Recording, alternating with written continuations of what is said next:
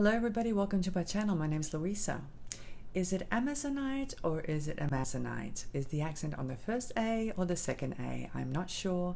I have a tendency to call it Amazonite, but I could be wrong. But that's what I'm going to call it. And today I have a special treat for you. A few weeks ago I was contacted by Beadpark. They're a jewelry supply company, and they asked me to go onto their website and select some beads to do a product review. And I did the product review. If you haven't seen it, I will leave a link down below. But I chose these beautiful Amazonite beads and I came up with a tutorial for a necklace. So today we're going to learn how to make a beautiful statement necklace. It has Amazonite drops and then other Amazonite beads of different sizes. Absolutely gorgeous. I think you're really going to like it. And I'm actually going to do two tutorials. The one today is going to be just for the main necklace, and then I'm going to make an additional tutorial with a matching choker necklace as well, and earrings and a bracelet. So that's going to come up later on. I'll publish that in a few days.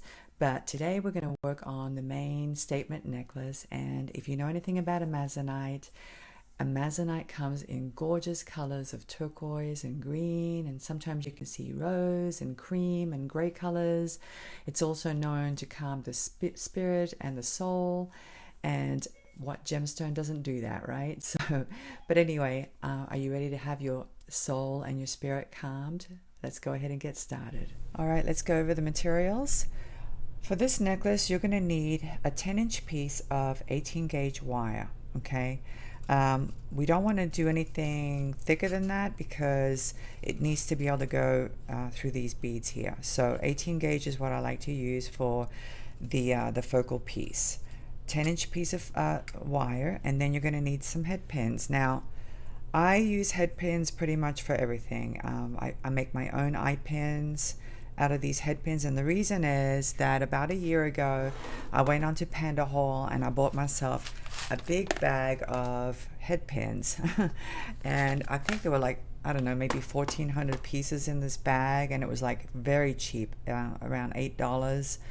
So I've been trying to use them up. So you may hear me say head pin a lot, even though I'm using eye pins or I'm making eye pins.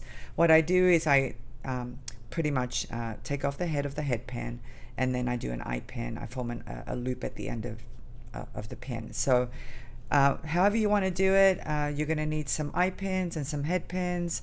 You're going to need both, okay? And these are pretty long too. These are about 2 inches. So that's enough to thread on quite a few beads. All right, so as far as the beads are concerned, you will need 7 of these beautiful 18 by 13 millimeter teardrop Amazonite beads. These are faceted and they're absolutely gorgeous. I love them. They have so much shimmer on them. I think they're like double electroplated or something because they really shine a lot. So you'll need 7 of these. Now I've gone through them, and I like to have a variation of color. So choose what looks good. I'm gonna choose. I think I'm gonna choose these 7, and then I'm gonna leave 2 of them for some earrings. I'm gonna show you how to do earrings in the next video. So I'm gonna leave these 2 for the earrings because they're pretty much identical in color. So these 2 are going to be for earrings, and I don't know what I'll do with these 2. These are some extras, but these are my 7 for the necklace. Okay, so as you can see, there's a variation of blues and a little bit of gray and some gold tones, real pretty. So those are my 7, okay? And then you're going to need 13 of these 8 millimeter faceted rounds. And again, I went ahead and selected what I thought was pretty out of the, I think it was a 17-inch strand. And by the way, if you haven't seen the unboxing of the shipment that I received from Beadpark, I will leave the link up above on the video screen so you can go ahead and check it out if you want to. I got all of these beads from Beadpark. And by the way, these teardrops, another reason why I recommend these is because they're only 6 millimeters thick. So it's going to lay really nicely on your chest, okay? I've seen some necklaces where the teardrops are really fat and they just don't look attractive from a side profile. So these are nice and flat, and they're going to lay really nicely. So anyway, I'm going to leave a link for these product as well. So you can go, if you need to buy some, you can go ahead and buy some. All right, so you will need 13 of these 8mm rounds, and you're going to need 9 of these beautiful 6mm star cut faceted amazonite rounds as well. Okay, so they're a little bit different facet than these, but that's okay because I love having variation. But the colors are pretty much the same.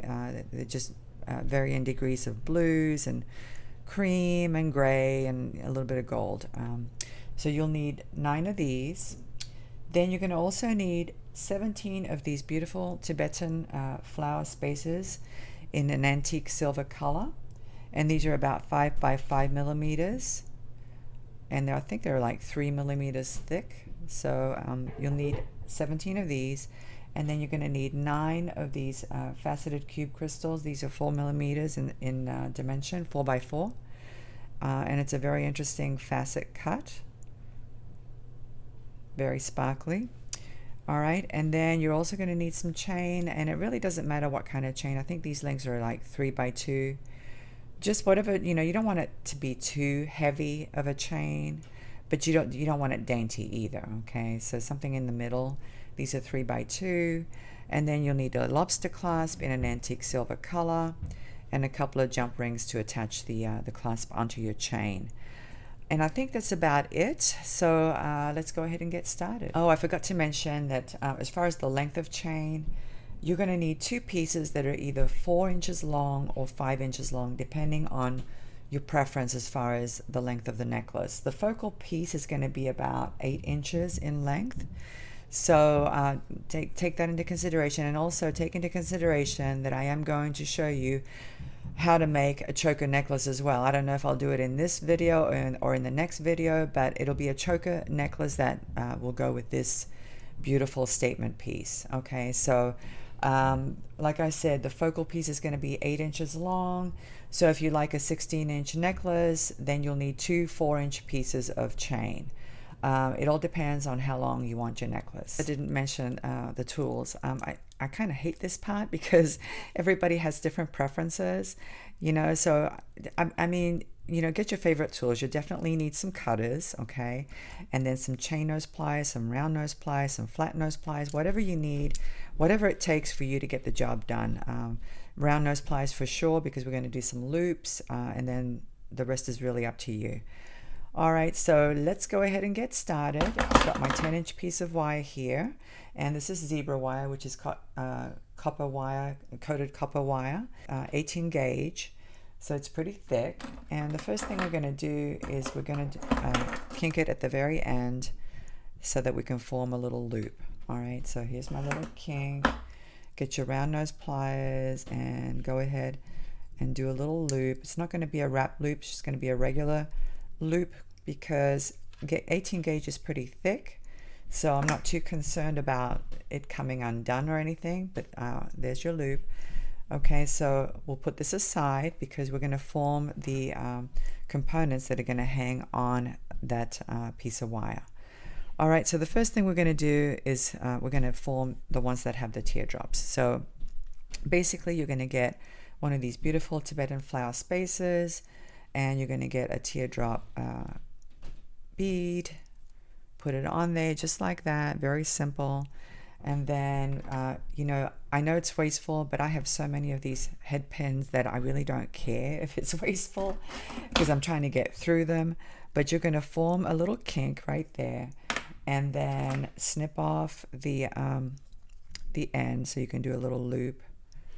Okay, very simple. And for those of you who have the one-step looper, this is the perfect opportunity for you to use it. I may transition to that looper myself. The problem with the looper is that we will be working with those faceted crystals, and you have to be very careful that you don't shatter them if you get the crystals too close to the jaws. So whatever you want to use is fine, but you're going to go ahead and thread on a head pin, a flower spacer, and a teardrop bead onto a head pin and do all 7 of these pieces. Okay, so I'm going to go ahead and finish 7, and I'll be right back. So here are my 7 teardrops. Each one has a head pin and a flower spacer. make sure that your loops are all nicely closed and that they're straight. And by the way, I do save some of the pieces because these head pins are so long. They're over 2 inches. They're about 2.5 inches. So I do save them if I ever need to make, you know, smaller eye pins or whatever. I'm not totally wasteful. I do save these. All right, so next we're going to form the connectors that go on top of these teardrops. And not all of them are going to have connectors, components, but we're going to start by forming the center one. So the center drop, basically the necklace is going to look like this. The focal piece is going to look like this. All right, so the center drop is going to have a longer connector. So I am going to use my one-step looper for this because we're going to be doing quite a few loops. So I put it in there and I basically chop off the head just like that. All right, and so now we're going to take one of the faceted crystals and thread it on, and then we're going to take an 8mm round bead, another faceted crystal, and then a 6mm faceted round bead, just like that, and then one more crystal. Okay, and then like I said earlier, you have to be careful when you're using the one-step looper and crystals because you don't want to get the crystal too close to those jaws because it will shatter the crystal. So you want it up against but not real snug, and then give it a squeeze, bend it just a little bit so the loop is facing, so the loop is straight, and there you go, there's your component. I always end up straightening it because I'm not very cautious about which way the loops are facing, but you want to make sure that they're both facing the same direction. Okay, so that's the center component. All right, it goes right there, and now we're going to do the ones next to the long one. So again, take your head pin or your eye pin, and you got your first loop there. So the second component is going to have a crystal,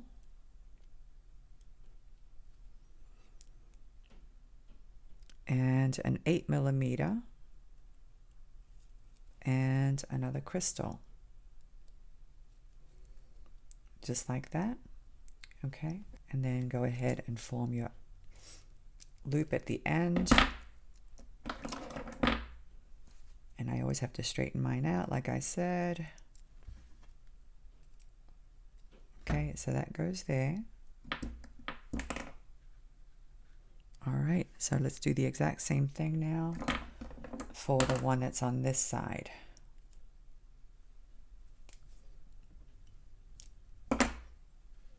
A crystal, an 8mm, another crystal. Oops, got the wrong thing there. Another crystal, and do your loop. And when you're using the looper, you want to make sure that the pin goes through that hole in the back. Can you guys see that? All right, up against the jaws, but not too snug. And then straighten out your loops. Make sure they're facing the same direction. All right, so that's what we have so far. Moving right along. Now we're going to do these two. Get a head pin or an eye pin and form your first loop. So for those, we're going to actually just use one crystal. That's all we're going to use. The other thing that happens sometimes with the looper is that it doesn't quite close that loop very well. So you have to do it manually anyway. So anyways, it's okay. I don't mind. Now this piece is quite long, so I'm going to use it.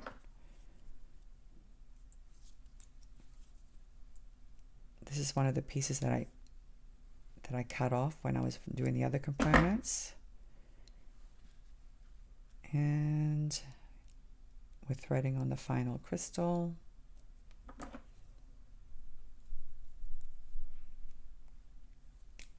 Do the other loop.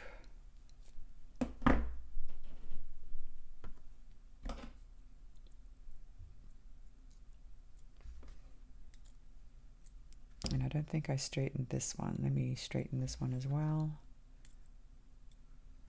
Okay.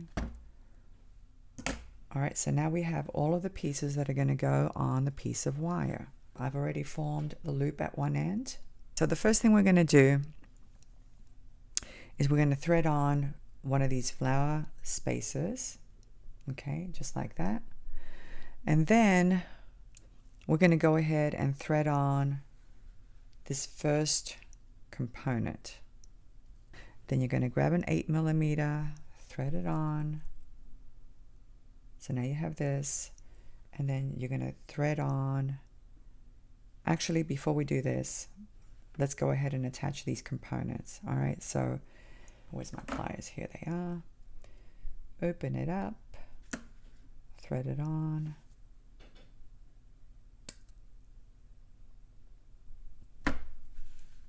Okay, I know this is a simple necklace, but you know, you still have to think about how you're going to build it and what fits, you know, and I can tell you that these pieces fit like a jigsaw puzzle really nicely, and you'll see what I'm talking about later on when it's all assembled. I'll show you. So sometimes people, you know, I'll see some necklaces that just aren't functional, and by that I mean they don't sit right, they don't sit flat on the chest. You have to take all of that into consideration, the size of the beads, what you're going to be using, what size bead you're going to be using. All right, so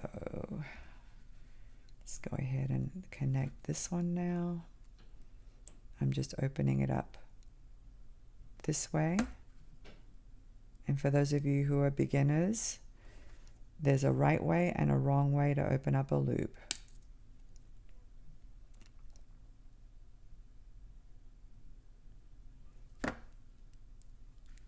Say this is your loop. You don't want to open it this way. You want to open it this way. Okay? And for those of you who are advanced, you already know what I'm talking about. Okay, so let's go ahead and finish threading this on. So here comes the next one. So now we have this. Okay. Now comes a 8mm bead, and then the next component, and then another 8mm bead, the center component.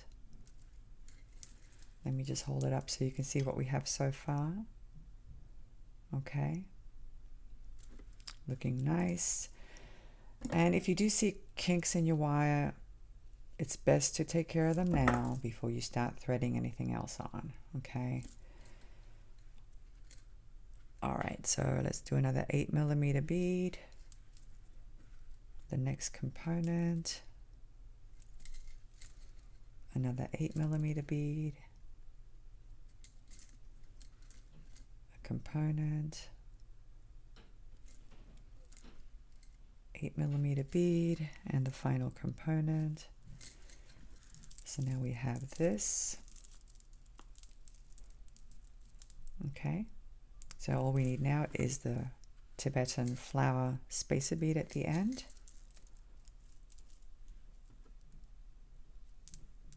Let me put it down so you can see how pretty that looks. All right, so now we're going to go ahead and kink the end of this wire because we're going to form a loop. So we'll snip off the excess.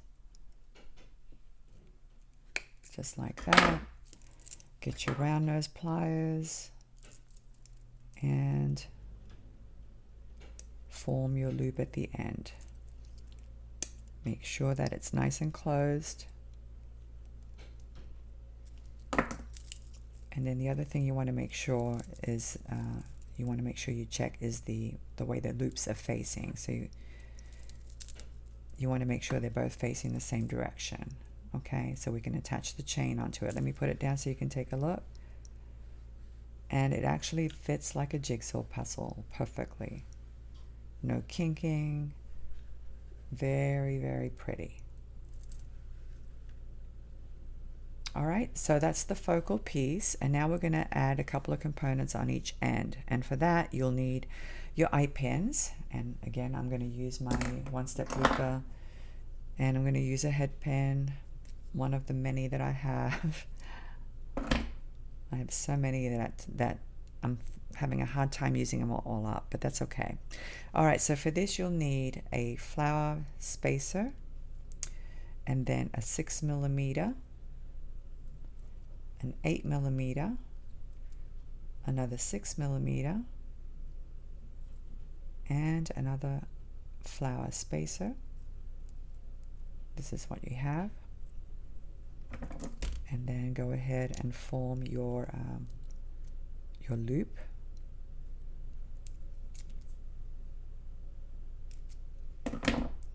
So that's one. Let's do another one.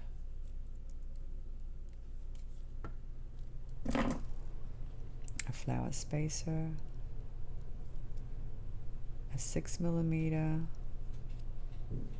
8mm, another 6mm, and then your flower spacer,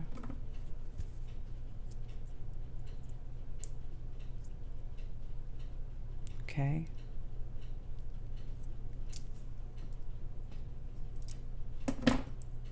So you're going to do 2 more of these components exactly the same. So I'll go ahead and do that and I'll meet you back. All right, so I've formed my components and now I'm going to go ahead and attach them. So just grab one of them, open up the loop, thread it on, and then you want to make sure you close it nicely. And open up the other end, thread on another one.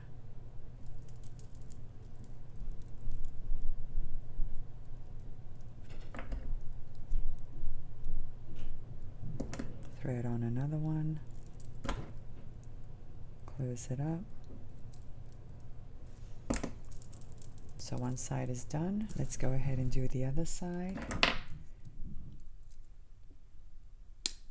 Open up the loop, thread it on, close it up,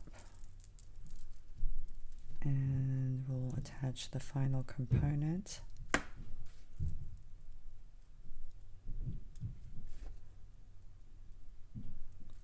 All right, so there it is. Okay, so now we just have to attach the chain. And if you want to use jump rings for that, that's fine. You can do that if you want to. I'm just going to go ahead and open up the component that I built and thread on a link. And then close it up really well. So that's one side. And let's do the other side now.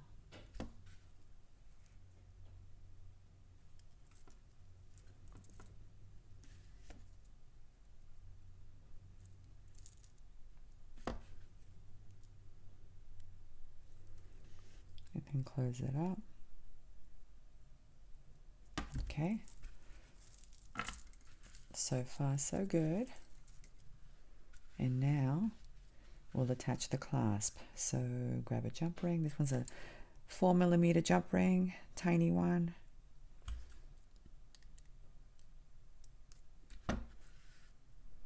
I like to use a small one for the lobster claw clasp, and then a larger one at the other side, at the other end, to attach the clasp to, because it's just so much easier, you know, when it's a larger jump ring. But I mean, you can use two that are the same. If you're going to do that, it's a good size to use is 6 millimeters on both sides, or 5 millimeters. And so there we go. The other thing you can do, of course, is if you want to attach an extended chain, you can do that as well. So here's the beautiful Amazonite statement necklace. I just love the way these beads sit. They just fit so nicely together. All right, guys, I'm going to go ahead and put this beautiful necklace on and show you what it looks like, and I'll be right back. Well, I definitely feel a lot calmer in spirit and soul now that I have this beautiful necklace on. I hope you've enjoyed today. I really had a lot of fun making this gorgeous necklace.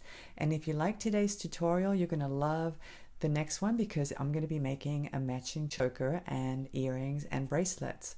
So please come back for that. I should have it released in the next few days.